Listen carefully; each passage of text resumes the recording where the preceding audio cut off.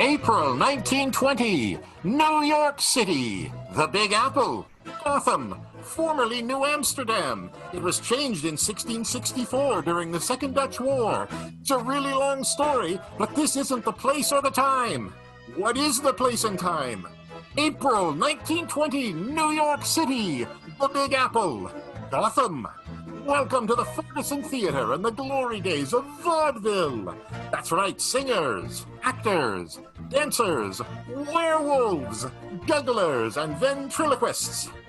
Follow the Ferguson's troupe of performers and stage managers and accountants. Follow their dreams, their passions, and their worst impulses as they try to build careers and lives and something that will last. Some will succeed gloriously. Some will struggle unsuccessfully. Some will love impossibly. Some will be bitten lycanthropically, aka by a werewolf. And some, yes, some just might. DieNasty!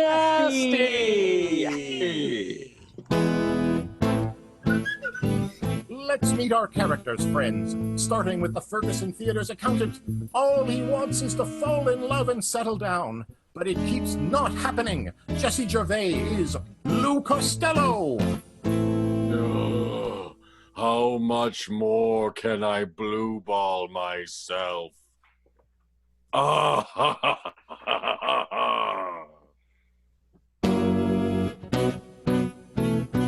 schedule says 7 more weeks at least. Lou has a true love. They were about to run off yet again when she got turned into a werewolf. By day, she's the toast of Paris, burlesque queen. Delia Barnett is Daisy Dumpling. I'm a showgirl, and a werewolf, but you know what I'm finding out? The two aren't really mutually exclusive. Intriguing. Recently married, but not so recently she didn't fall in love with 4 people since then. What sort of creature is this romantic and sexy and charismatic? Must be a stage manager. Christy Hansen is Bobby Smarts. This is your 5-minute call. 5 minutes to the start of romance. Gulp, thank you, 5. Bobby's recently husbanded husband, a star at the Ferguson, former wing walker, now matinee idol. Tom Edwards is Rip Van Winkle. I asked my new wife if she'd ever kissed anyone recently, boy or girl, and she balked. She balked like a bad baseball player. No home run for Riff. Oh. Yes, this show is loaded with sports metaphors. The impresario, radio star, glamour puss, and millionaire. Yes, I never tire of saying it. The vaudevillionaire, Matt Ogden is Jack Potts. Hey everybody, looky looky, I made cookie. This is an actual thing that I did. I've never made cookies before, now I got cookies and milk. I didn't make the milk, I did milk the cow. Now I'm feeling positive about myself.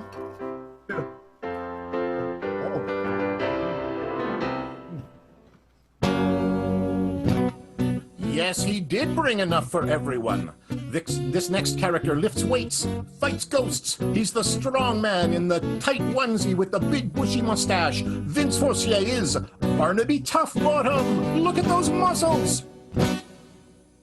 How do you get strong enough to fight a ghost? Well, I'll tell you how. You do deadlifts. Let's all take a moment and absorb that tremendous joke, bringing a touch of class to the sometimes shabby world of the grease paint. The glamorous movie star who's been slumming it on vaudeville. Belinda Cornish is Geraldine Farrar. Oh my goodness, I never knew that vaudeville could be so much fun. By which I mean I never knew that I could get so much action. I'm still waiting for my act. That last thing was she's still waiting for her hat, in case you missed it. Her husband, the man charged with getting that hat, is the Fergusons' other high-octane superstar, Hollywood leading man and silent film director. Mark Meir is Lou Tellegen. If you think murder is not a crime of passion, then you are not doing it right. And the man desperately trying to hold all this together. He runs the theater. His heart has been broken. He's been turned into a werewolf, and he's about to fight an almost certainly losing werewolf battle. Jason Hardwick is Keaton Abbott. Look, you just gotta take it one day at a time. Just figure out how to successfully get your theater back. Figure out how to successfully get your theater back as a werewolf. Successfully figure out how to get your theater back as a werewolf and keep your new mistress away from your wife. And I think everything will be just fine.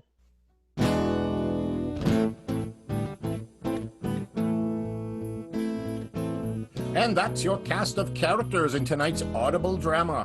As we begin tonight's episode, Werewolf of Wall Street, Keaton Abbott is a brief moment away from his dreaded werewolf battle. It's very close. If you watched our mini-sode, you know that he agreed not to hurt Daisy's face or anywhere on her swimsuit area, which in the 20s is everything. This is not going to end well. He made out his will. He's gone to see Bobby Smarts to present the will, to say goodbye, and give some emotional last instructions before the terrifying fight. And that's all of it. All 18 pages.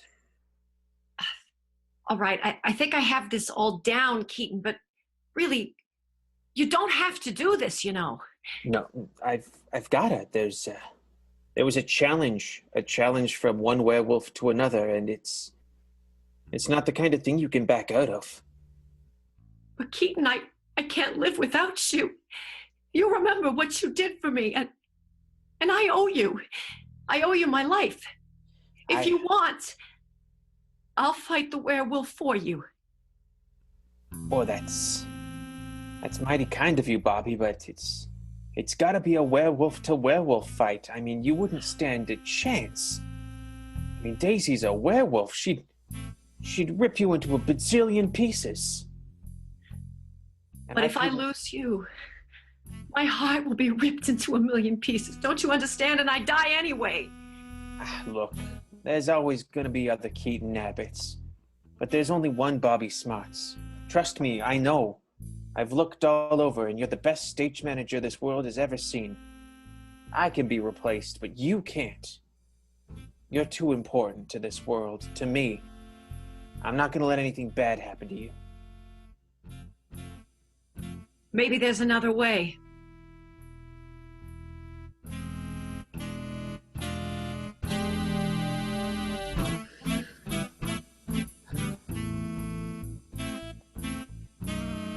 I think everyone knew where Bobby was going with that, except maybe Keaton Abbott, who was just a hair slow on the uptake. It involves one of them biting the other one. Spoiler alert. Lou Costello has had an upsetting time. Just wants ice cream. He goes to Strongbottom's Deli to eat all his feelings. You remember Barnaby Strongbottom, the distant cousin of Barnaby Toughbottom. That's whose deli he goes to eat ice cream. Is this my character I played? Okay, hold on. Starring Matt Alden in a last-minute performance. Matt Alden preparing for the role with a lot of exercises and workshops, and now he's ready for the scene. Soda jerk. Soda jerk. Are you here? Oh, would you like an ice cream then? Yeah, I'll get the double scoop of the extra mocha double egg yoka. Oh, no. You look down. What's up? You tell me what's getting you down, and I'll give you the right flavor to cure those blues. I've fallen in love with a werewolf. Oh. Come with me to the basement. What? Get a special ice cream for this. Oh, okay.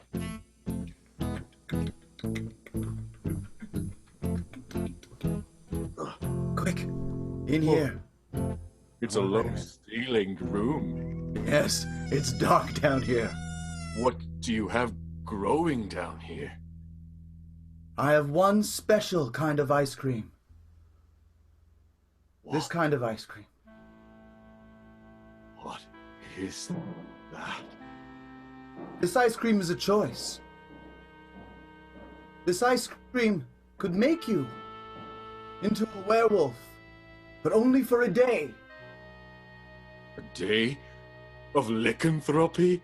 Yes. I But thought once that you was do sexual. it, you'll be immune to the werewolf virus, and you'll never be able to get it again.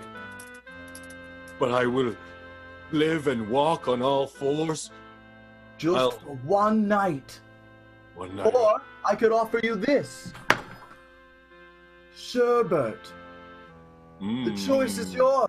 The sherbet does nothing. It's it's tart. But this could make you a werewolf for one night. My choice. You have 20 minutes to choose, for it melts. Not super fast, but... We fast forward 20 minutes. Hold it up. Bring it close to my mouth. Which one? Oh, he's chosen.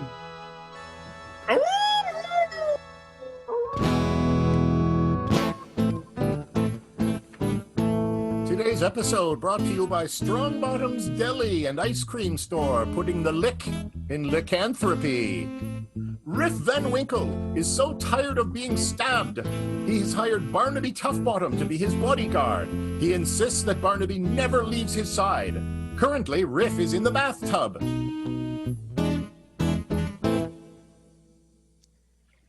Right. So, of course, I will be giving you the best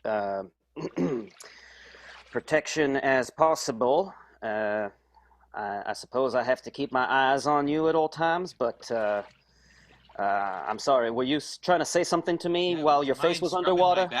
Would you mind scrubbing my back? Yeah, Can't sure. get to Why that. not? Oh, yeah. Oh, yeah. I did say that as a bodyguard, I will be guarding your body in every way, and, well, I suppose Thank you. scrubbing it and keeping it clean is keeping it safe. Well, thank you, Barnaby. Thank you. I'm a little scared of Jack right now. He keeps stabbing me, thinking that he's making a point. Well, Riff, that was exactly what I was going to ask you is, what kind of enemies do you have that you need to hire a bodyguard? Is it really I'm not too just sure. Jack Potts? I think he's just gone insane. There's something wrong with that guy. I think he's just chosen me. Or maybe he's stabbing others and we don't know it. Maybe he's biting them. I hear that's going around. Well, Riff, I would investigate into this theory of yours, but you told me I can never leave your side, so... Oh, a little to the an left. investigator or a bodyguard? Well, we'll keep it bodyguard for now. Yeah. Maybe I can hire an investigator. All right. Nancy Drew is available. Well, I'll guard your body, but if I see Jack Potts coming, I'll grab him by the collar and I'll investigate the heck out of him. Okay, deal. I'll investigate him right into the ground.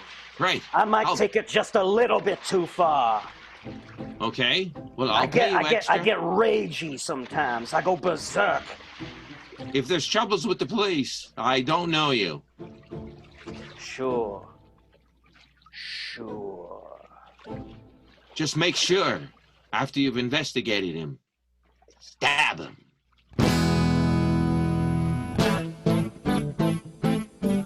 Three things happen in this story: stabbing, kissing, and biting. I guarantee there will be one of those things in every scene. Maybe not this next one, though. Lou Tellegen, excited about the upcoming werewolf battle, wants to film it, and he wants the film rights. He is negotiating with Daisy Darling, who is certain to win, and also with Stephen the Werewolf.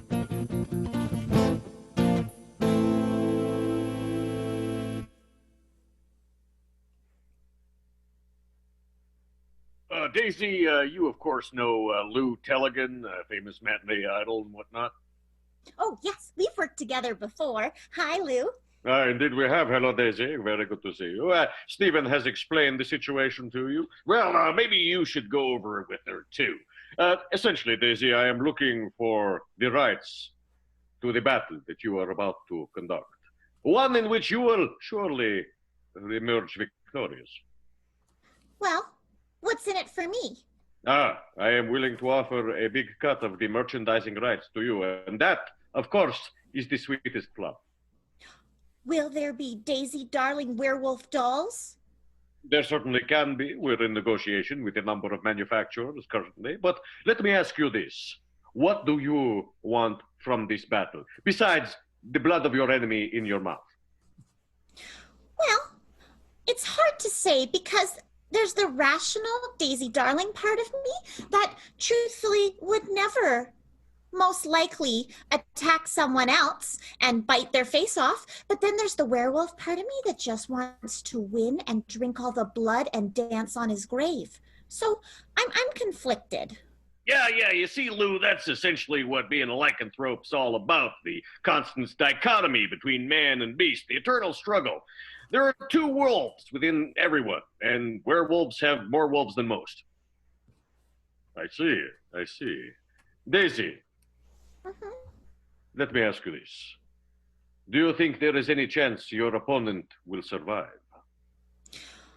Oh, I don't know. I mean, I guess there's always a chance because Keaton's one of those people that, like, you just can't seem to keep him down. Even when everyone quits his theater, he just keeps going and people think he's dead from a fire and then he's just here. Your opponent is Keaton Abbott. I had no idea.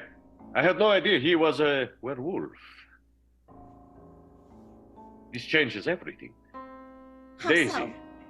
Daisy, do you not understand that when you are in the grips of your animalistic bloodlust, there is every chance that you will consume Keaton outright?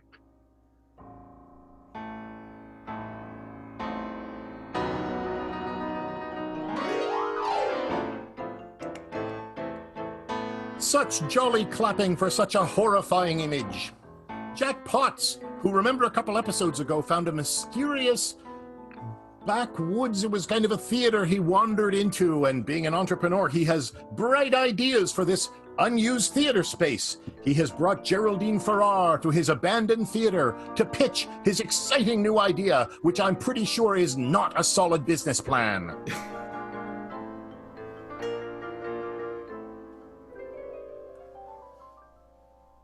So, what do you think of the whole place now you've seen it?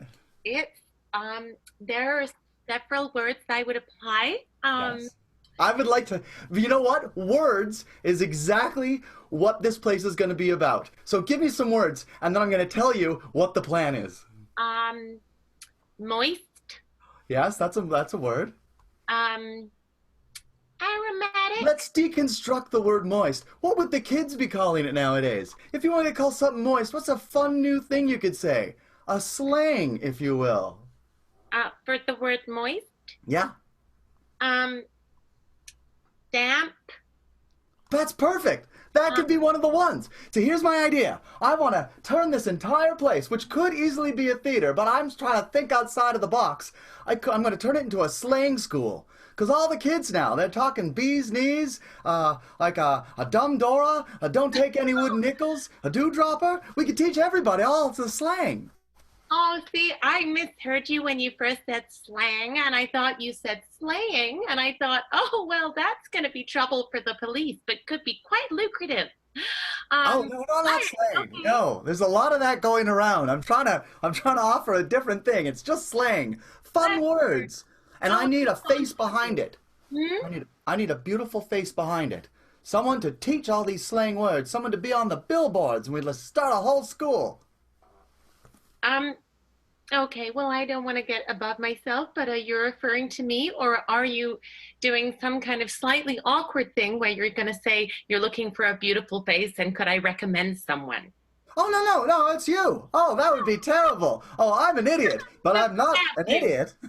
No, you, definitely. I can offer you some money, and all you need to do is come up with a bunch of different words and learn some slang. Slang of the day, I call it. Oh, Jack, you are such a hoot. Well, you got to know your onions.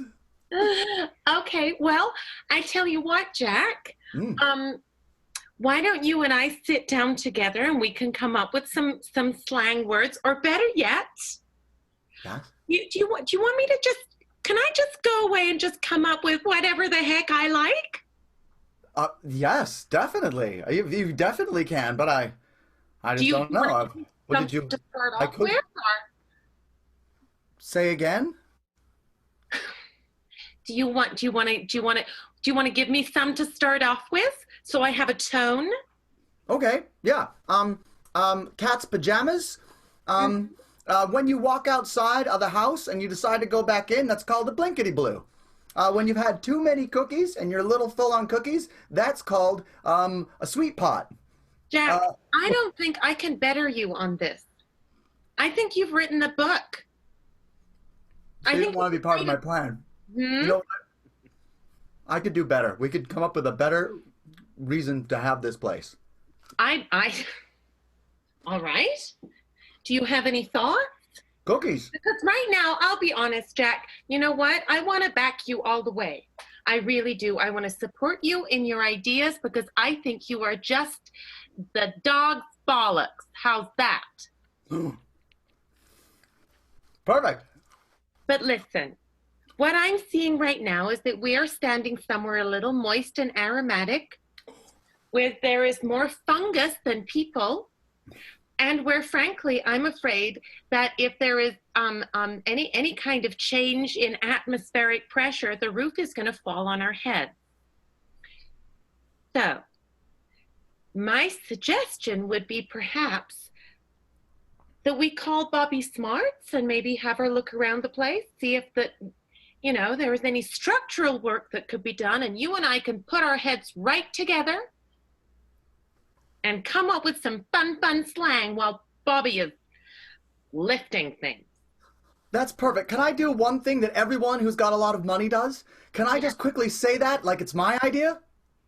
You can, as long as you then put money on the floor and we can roll in it. Perfect. Let's call Bobby Smarts. Yay! They call Bobby Smarts. Bobby Smarts eventually had talked Keaton Abbott into biting her. Bobby Smarts is now slightly werewolfy and shows up to help Jack Potts and Geraldine Farrar with their plan. But Bobby did not know how powerful the lycanthropy would be in her blood.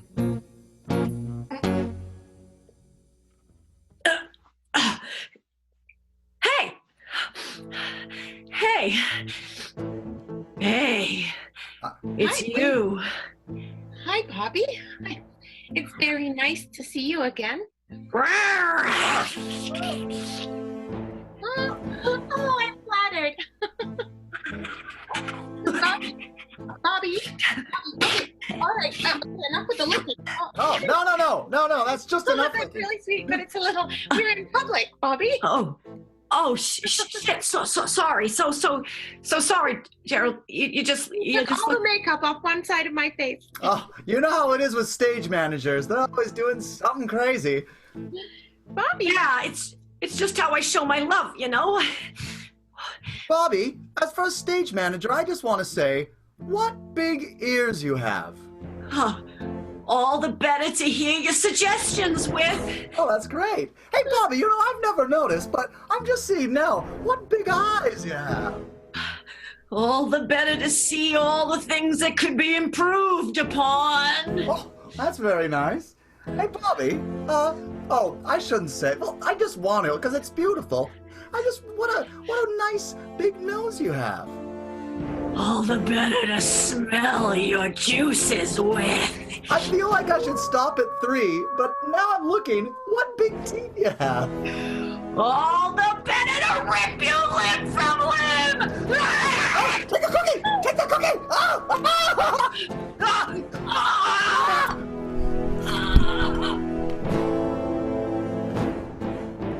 What a series of bloodbaths this is turning into. Rip Van Winkle is now out of the bath and walking down the streets of New York City. Barnaby Toughbottom is doing everything possible to protect him from every single danger. Wow, What a fresh day for New York. All right, I'm gonna need you to be really careful about what you're smelling, okay? There could be gas anywhere right now. That gas could get into your nostrils, into your lungs, and kill you. Oh! What was that? I tripped over something. Ah, that was the curb. I should have seen it and punched it away. Don't worry about it. I don't know. I guess I was looking up when I should have been looking down. Don't worry, I'll do the looking from now on. Hey, you, get the heck out of here. Hey, car, stop it! Oh, dear Lord. All right, it's safe to cross, Riff. All these dangers. Okay, well, let's cross. The world is a dangerous place, Riff. Ah! Help me, Barnaby! Ah, my reaction time again. That's the trouble with those slow-twitch, manly giant biceps. You can't move fast. He'll never be a goalie, but he might be a linebacker. Lou Costello runs on all fours to convince Daisy Darling that he should fight the werewolf battle for her.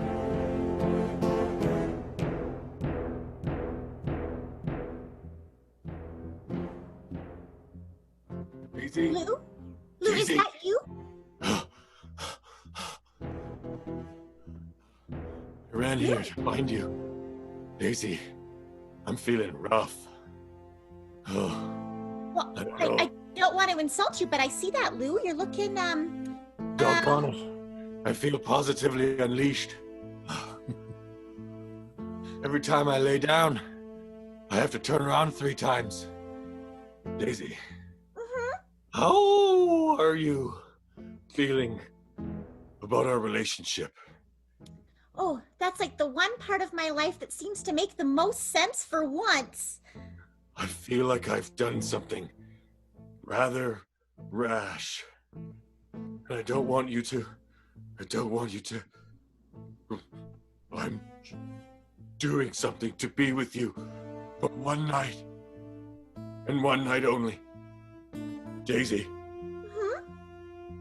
Daisy. I am a werewolf. You became a werewolf for me? Oh, I did. Hold on, 1 second. Oh, so Lou, itchy. you know what this means? We can do so many romantic werewolf things. We can go for walks in the moonlight and sniff each other's butts. I could show you my lipstick.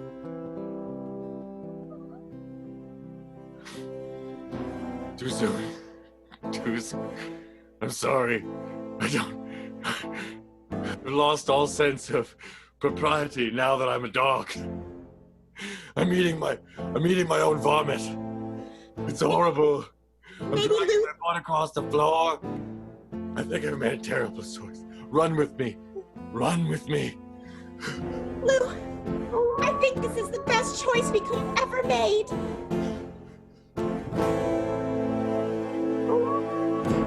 And so they run and run through Central Park, north, through the 170s, 180s, and they're off, completely forgetting about the werewolf battle. In the meantime, Geraldine Farrar, terrified, runs to the arms of her husband Lou Telligan, having just escaped a bloodbath and having just seen the brink of death.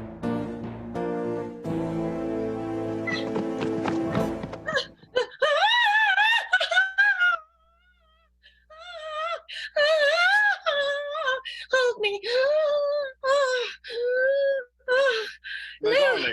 My darling, come to my arms, please. You are so upset, your audio is peaking. I have just escaped a bloodbath and seen the brink of death. My darling, please sit here. Let me get you a nice cup of tea. Here you are. There you go. Thank you. Now, drink the tea. And please stop urinating all over the floor. I can't help it. You know that's what I do when I'm frightened. I do. That's how I could tell you were upset by all the pee-pee running down your legs. Now then. No control. I know. I'm just drinking this and it's just like I'm a tube. I Just know. like a tube straight through. Yes, yes. Okay, it's staying inside now. It's staying inside. It seems that you have regained enough composure for that, at least. Oh, tell me, my darling, what it is that has upset you in this fashion. I just told you. I just escaped a bloodbath and have seen the brink of death. Now, when you say bloodbath, do you mean a literal bath full of blood? Because that cannot hurt you. It is just an inanimate object. I know, and I use them for my skincare. Yes, like Elizabeth Bathory. That is how she got her name. Elizabeth Bathory. But go on. No, it was, oh God, Lou. It was Bobby Smarts. Bobby. I've always thought she was just so nice. So nice and pretty and such a good kisser. I mean, stage manager. That is what you meant. That is what you meant. Yes, go on. And I was at this, I was with Jack Tops. He had some crazy idea that I kind of weirdly liked, but then we asked Bobby to come along and help with some structural romantic things, and she turned up and she was just ravening and licking me, which was great at first, but then her teeth got long and her claws got long and she attacked Jack. Wait. Tell me this. These teeth of hers, were they big? Would you say they were big teeth? They were very big teeth. Would you say her eyes and ears and other facial features were also big, as they say? I would say, oh my, how big they were. Ah, my darling. Yeah? I believe our friend Bobby has become a werewolf. How many werewolves are there around here now? I don't know. Maybe it's something to do with the Spanish flu. They're all feeling really bold because no one's on the street, so they're just out. I have to blame myself in all of this, my darling. For it was I who first summoned the werewolf, Stephen. What? Yes, I summoned him to dispose of the body of your lover. What? You should have just dissolved in a bath of acid or something. Why did you summon a werewolf? I did not know where to get acid at that time of night, but I knew where to get a werewolf. Oh, God. Lou, what have you done? What have you done? I think I must have a word with Stephen.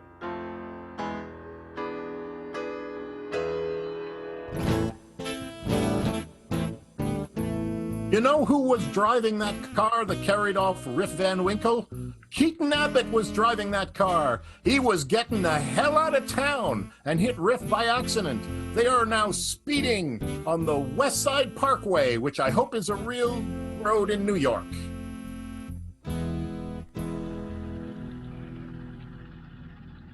Oh, God, I just gotta get out of here. This has just been the worst day of my whole entire life. Yeah, I know. This car is so loud I can't hear you at all. It's just so loud in here. It's just like a jalopy.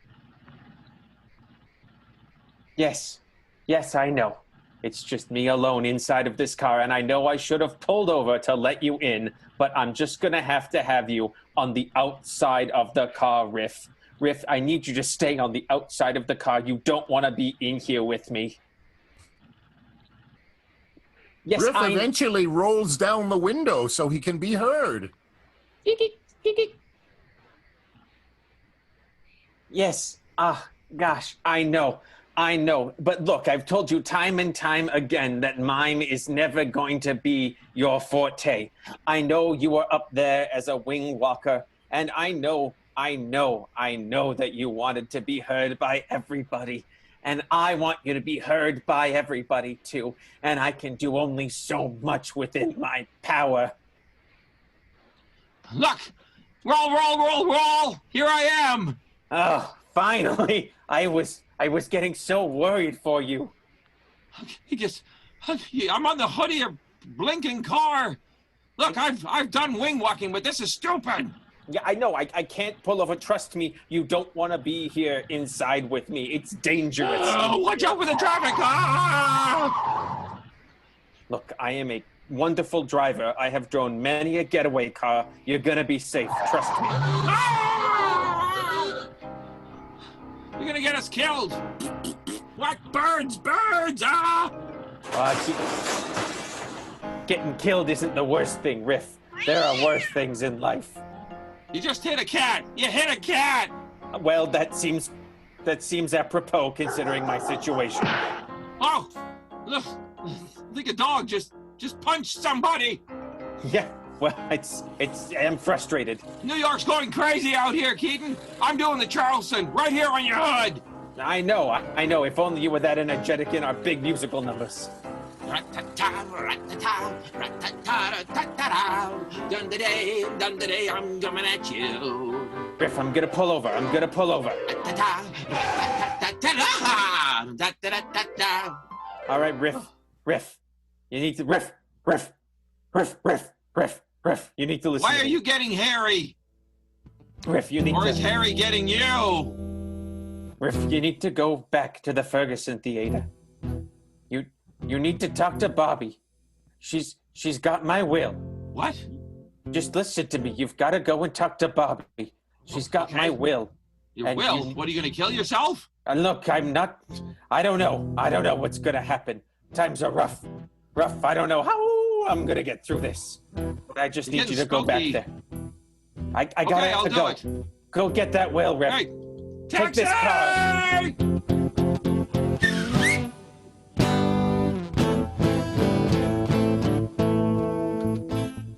Bobby may have Keaton's will, but is Bobby in charge of her own will? She stands over the body of Jack Potts, deciding whether to finish the job. Or maybe the job's been finished. Looks like he's out of frame. What's happening?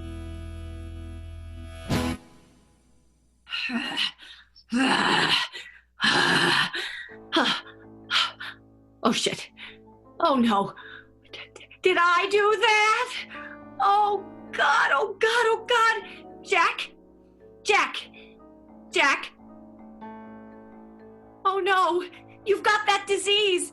That disease! The disease where I can't hear you! Oh no! No, that's just what I do when I'm really hurt. I try and be very quiet. Oh, I had a terrible upbringing when I was young. Well, you don't want to know the story behind that, but...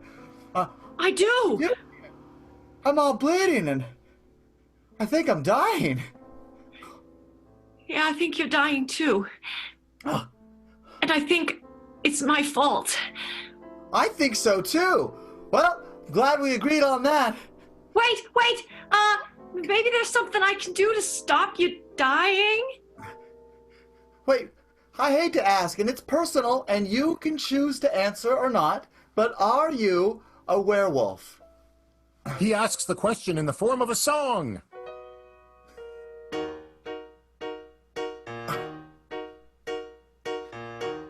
I'm sorry, I can take one moment and ask you honestly. Have you ever been looking up at the full moon and got free? Have your teeth ever grown out their mouth? Have you ever wanted to drink blood? Have you ever gone out on a hill and heard your feet go thud with a howl at the moon? Howl at the moon.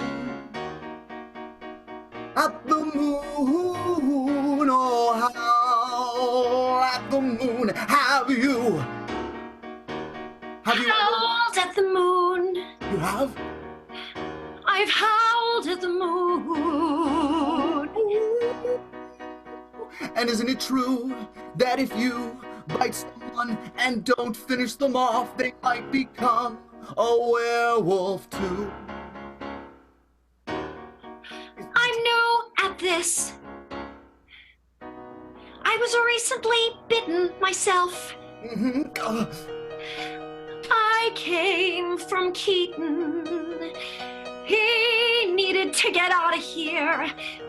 I'm trying to finish the job he was to do. You've spread the lycanthropy, you have spread it to me, and now Howl at the moon.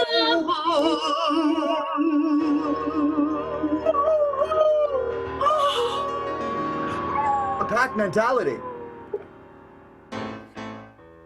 And that'll do it, because I think we're out of fun hats. That'll do it for this week's episode of DieNasty. Special awards to Jesse Gervais for the lipstick joke, which the dog owners got much faster than anyone else. And to Jason Hardwick for extended You're on Mute acting. Thanks also to our producer, Nicole Thibault, our scribe, Jim Say, our photographer, Jana Hove, in the booth, Brad 3 ± 2 arms Fisher, and our musical director and overall supervisor is the amazing Paul Morgan. I have been and am still at the moment your director, Peter Brown. Tune in for our live stream. Monday, 4 p.m. Mountain. No werewolves. It'll be werewolf free. We'll see you then. Bye. Bye.